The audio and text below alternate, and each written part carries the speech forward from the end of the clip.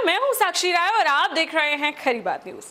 जैसा कि आप जानते हैं, खरी बात न्यूज इन दिनों मध्य प्रदेश विधानसभा के चुनाव पर पूरा फोकस कर रहा है। मध्य प्रदेश के विभिन्न जिलों के विधानसभा क्षेत्रों में अब तक राजनीति कहां से चलकर कहां तक पहुंची है और अब आगामी चुनाव के लिए क्या समीकरण है, इसके लिए हमने आप लोगों के लिए एक खास कार्यक्रम तैयार किया है।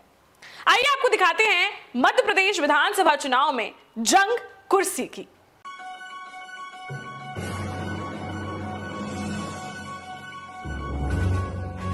आप में से बहुत सारे लोग कभी न कभी प्राकृतिक सुंदरता से सराबोर पहाड़ियों, जंगलों और हरियाली से भरे हुए मध्य प्रदेश के बुंदेलखंड भूभाग के जिला शिवपुरी पहुंचे होंगे।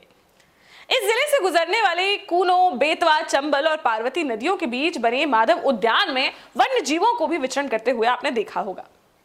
बात करें राजनीतिक परिवेश की, तो मध्य प्रदेश के गठन के बाद से ही 1972 में हुए चुनाव में भले ही पूरे देश में कांग्रेस की हवा बहती रही हो, लेकिन इस विधानसभा में जनसंघ के उम्मीदवार के रूप में सुशील बहादुर अस्थाना लगभग 8000 वोटों के अंतर से चुनाव जीते थे।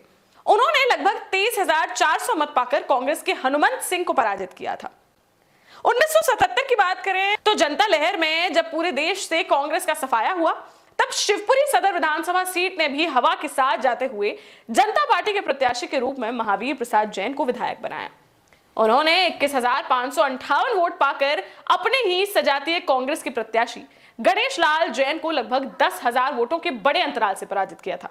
लगातार 2 चुनावों में मिली पराजय को देश की सबसे बड़ी पार्टी कांग्रेस ने चुनौती के रूप में लेते हुए 1980 के आम चुनाव में उस दौर के समाज सेवी गणेश राम गौतम पर दांव लगाया और गौतम ने भी पार्टी की उम्मीदों पर खरा उतरते हुए भारतीय जनता पार्टी के गोपाल कृष्ण डंडोलिया को लगभग 3200 वोटों के अंतर से पराजित करके शिवपुरी की सीट कांग्रेस की झोली में डाल दी।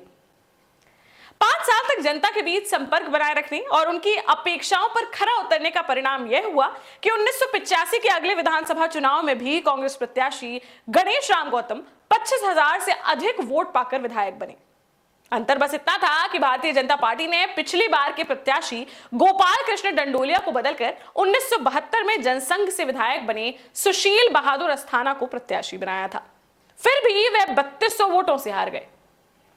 पुराने जनसंघी विधायक सुशील अस्थाना अपनी हार पचा नहीं पाए और उन्होंने पूरी ऊर्जा के साथ क्षेत्र में 2 बार के कांग्रेस विधायक गणेश राम गौतम के खिलाफ माहौल तैयार किया। लेकिन उनकी मेहनत और उम्मीदों को उस समय झटका लगा जब 1990 के अगले चुनाव में भारतीय जनता पार्टी ने उनका टिकट काटकर नए प्रत्याशी विनोद गर्ग टोड़ को टिकट दे दिया। पुराने जनसंघी और पिछले चुनाव में वर्तमान कांग्रेस विधायक गणेश गौतम से मुकाबला करने वाले सुशील कुमार अस्थाना का टिकट कटना भाजपा कार्यकर्ताओं और क्षेत्र की जनता को भी अच्छा नहीं लगा और सबने मिलकर पूर्व विधायक सुशील बहादुर अस्थाना को निर्दलीय चुनाव लड़ा डाला। कांग्रेस विधायक गणेश गौतम के विरोध की लहर और भाजपा के निर्णय के खिलाफ इस कदर माहौल बना कि पूर्व विधायक और निर्दलीय प्रत्याशी सुशील बहादुर अस्थाना पिछले सभी रिकॉर्ड तोड़ते हुए लगभग 34,000 वोट पाने में सफल हो गए और उन्होंने वर्तमान कांग्रेस विधायक गणेश गौतम को लगभग 14,500 वोटों के बड़े अंतर से पराजित कर दिया। भाजपा के प्रत्याशी को लगभग 9,000 वोट पाकर तीसरे स्थान पर संतोष करना पड़ा। 2 वर्ष बाद ही उत्तर प्रदेश के अयोध्या में बाबरी मस्जिद के विध्वंस मामले में केंद्र सरकार द्वारा उत्तर प्रदेश के साथ ही मध्य प्रदेश की भी भाजपा सरकार को बर्खास्त कर दिया गया था, जिसके कारण 1993 में उपचुनाव हुआ, जिसमें निवर्तमान विधायक और बुजुर्ग नेता सुशील बहादुर अस्थाना ने अपने को किनारा कर लिया। भाजपा ने सक्रिय कार्यकर्ता देवेंद्र जैन को टिकट दिया।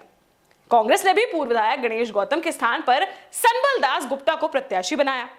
प्रत्याशी दोनों प्रमुख दलों ने बदले, लेकिन कांग्रेस प्रत्याशी को बड़ा नुकसान बीएसपी, जनता दल, सीपीआई और समाजवादी पार्टी ने पहुंचाया।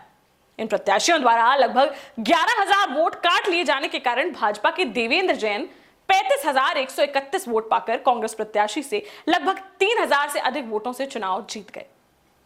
यहां से शिवपुरी की राजनीति ने करवट ली।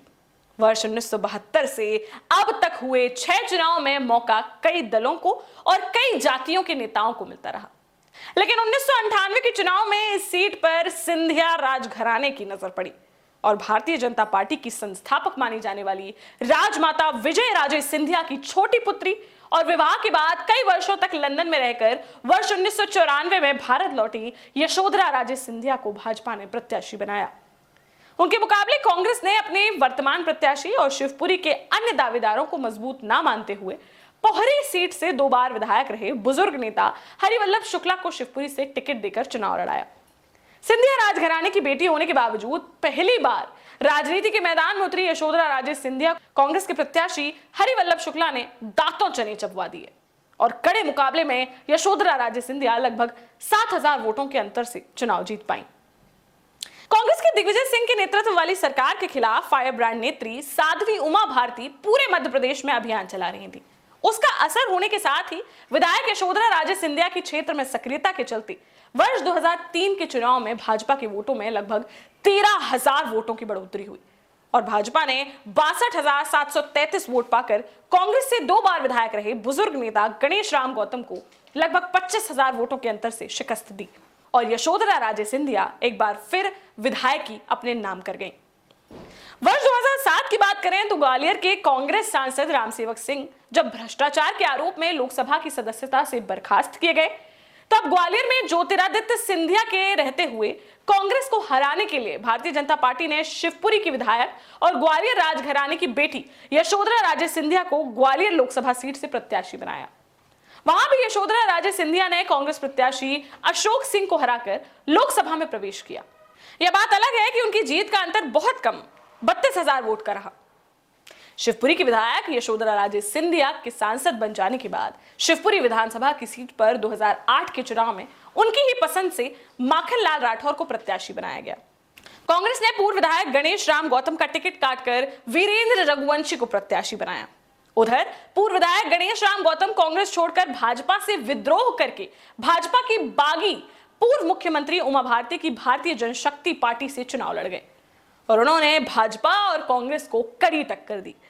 नजदीकी मुकाबले में भाजपा प्रत्याशी माखनलाल राठौर को 25,760 वोट, कांग्रेस के वीरेंद्र रघुवंशी को 24,009 वोट और उमा भारती की पार्टी के गणेश गौतम को 23,680 वोट मिले और भाजपा प्रत्याशी माखनलाल राठौर लगभग 1,700 वोटों से चुनाव जीत गए। बात करें वर्ष 2013 के चुनाव की तो कांग्रेस से मिल रही चुनौती को देखते हुए भारतीय जनता पार्टी ने ग्वालियर से दूसरी बार सांसद निर्वाचित हुई यशोधरा राजे सिंधिया को सांसद के 1 वर्ष का कार्यकाल बाकी रहते हुए भी फिर से शिवपुरी विधानसभा सीट से प्रत्याशी बनाया। उन्होंने इस बार 76,330 वोट पाकर एक बार फिर कांग्रेस प्रत्याशी बनाए गए वीरेंद्र रघुवंशी को लगभग 11,000 वोटों के अंतर से पराजित किया। 2018 के पिछले चुनाव में चौथी बार यशोधरा राजे सिंधिया भाजपा की प्रत्याशी बनाई गई। उधर कांग्रेस के मजबूत प्रत्याशी माने जा रहे वीरेंद्र रघुवंशी ने कांग्रेस छोड़कर भारतीय जनता पार्टी का दामन थाम लिया और शिवपुरी जिले की ही कोलारस विधानसभा सीट से भाजपा का टिकट पाकर चुनाव लड़कर पहली बार विधायक बन गए। ऐसे में कांग्रेस ने युवा नेता सिद्धार्थ लाड़ा को प्रत्याशी बनाया, लेकिन वे यशोधरा राजे सिंधिया का मजबूती से मुकाबला नहीं कर पाए और भाजपा प्रत्याशी ने 84,570 वोट पाकर कांग्रेस प्रत्याशी को लगभग 30,000 वोटों के लंबे अंतर से शिकस्त दी।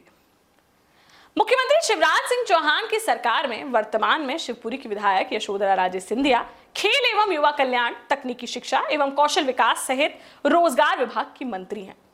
राजमाता विजय राजे सिंधिया की बेटी होने और शिवपुरी सीट पर मजबूत पकड़ होने के चलते उनका रुतबा आज भी बरकरार है, लेकिन यशोधरा राजे सिंधिया की बढ़ती उम्र और वर्तमान राजनीति में पिछड़ी जातियों में बढ़ती राजनीतिक सक्रियता उनके लिए इस चुनाव में कड़ी चुनौती बन सकती है। उधर उनके भतीजे और कांग्रेस को तोड़कर मध्य प्रदेश में पराजय के बावजूद भाजपा की सरकार बनवाने वाले केंद्रीय मंत्री ज्योतिरादित्य सिंधिया की दखलंदाजी से भी यशोधरा राजे सिंधिया असहज हो सकती हैं। 4 बार विधायक और मंत्री रहने के कारण उनके चुनाव पर एंटी इनकम्बेंसी का भी असर पड़ सकता है। ऐसे में हो सकता है कि भारतीय जनता पार्टी उनकी सहमति से ही सही पर उनकी सीट बदल दे या फिर उन्हें लोकसभा के चुनाव में उतारने का मन बना ले। ऐसे में वहां पूर्व मुख्यमंत्री उमा भारती के करीबी पूर्व विधायक नरेंद्र बिरथरे सबसे मजबूत दावेदार के रूप में टिकट पा सकते हैं या फिर यशोधरा राजे की पसंद पूर्व विधायक माखनलाल राठौर की भी लॉटरी खुल सकती है। पार्टी के जिला अध्यक्ष राजेंद्र बाथम भी प्रत्याशी बनाए जा सकते हैं। उधर कर्नाटक के चुनाव में भाजपा के प्रभावशाली चुनाव अभियान के बावजूद सत्ता में पहुंची और 2018 के मध्य प्रदेश चुनाव में सत्ता हासिल करने वाली कांग्रेस पार्टी भी इस बार कोई कमी नहीं छोड़ना चाहती। ऐसे में वर्तमान में पूर्व प्रत्याशी सिद्धार्थ लाड़ा, मोहित अग्रवाल, जिनेश जैन, पूर्व विधायक गणेश गौतम सहित अन्य दावेदारों में से कौन ज्यादा मजबूत होगा, उसका वजन तोल रही है। चर्चा यह भी है कि कोलारस के भाजपा विधायक और पुराने कांग्रेसी वीरेंद्र रघुवंशी भी भाजपा के खिलाफ शिवपुरी से कांग्रेस प्रत्याशी के रूप में चुनाव मैदान में सामने आ सकते हैं। इसका कारण कोलारस से इस बार उनके टिकट पर संशय के बादल मंडराना बताया जा रहा है। बताया जा रहा है कि ज्योतिरादित्य सिंधिया कोलारस में अपने करीबी और पिछली बार वीरेंद्र रघुवंशी से मात्र कुछ 100 वोट से चुनाव हारे महेंद्र यादव को टिकट दिलाने की पैरवी कर रहे हैं। यदि ऐसा हुआ तो कांग्रेस के वीरेंद्र रघुवंशी शिवपुरी में भाजपा को कड़ी टक्कर दे सकते हैं। कांग्रेस के प्रत्याशी चयन में शिवपुरी जिले की पिछोर विधानसभा सीट के बड़े और दमदार नेता केपी सिंह कक्काजू की सलाह भी अहम साबित हो सकती है।